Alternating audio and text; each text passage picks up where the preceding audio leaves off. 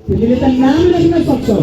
त्यही भएर आजदेखि हामीले कपी हेर्ने, पेन हेर्ने, पानी हेर्ने, झोला हेर्ने, ड्रेस हेर्ने र टिफिन बक्स हेर्ने, चालु बजाउने टिफिन बक्स हेर्ने।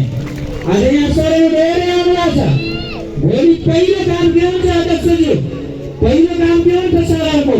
कसले टिफिन बक्समा रोटी ल्यायो? ताली बजाएर रोटी ल्यायो कि छैन?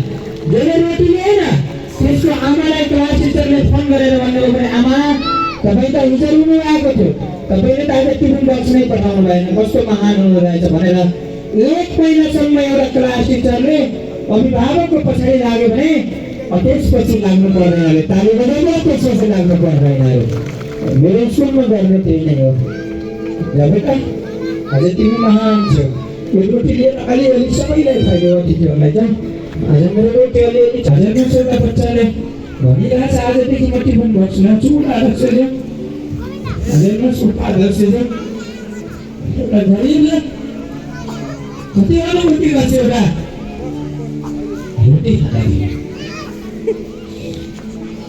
आजदेखि भाइ तिमी पढ्नु जा म मठेर्नु जा भनेर घमण्ड गर्ने मान्छेको आयो घर छ। ताली बजाउने आयो घर जात कहिल्यै पनि हुँदैन। मेरो आमाले अझै पनि तुलसीपुरको बगरमा बिटी कुट्नुहुन्छ। म त गाडीमा जान्छु, काठमाडौँको किर्तिपुरमा घर छ, तुलसीपुरमा घर छ, तर मेरो आमाले तुलसीपुरमा बिटी कुट्नुहुन्छ। मैले पनि भन्नुहुन्छ बाबु कामलाई सानो नमानेछ, कामलाई सम्मान गरेछ। त्यही भएर मैले कार्यालय सहयोगीलाई सम्मान गरे। ताली बजाएर कार्यालय सहयोगीलाई सम्मान। राष्ट्रपतिबाट पदक पनि पाइसके, ठुल्ठुलो पदक पाइसके। कुरा दुःख लाग्छ, सरकारको पदक मेरो बाबालाई देखाउन पाए मेरो मन पुग्थ्यो होला भनेर लाग्छ।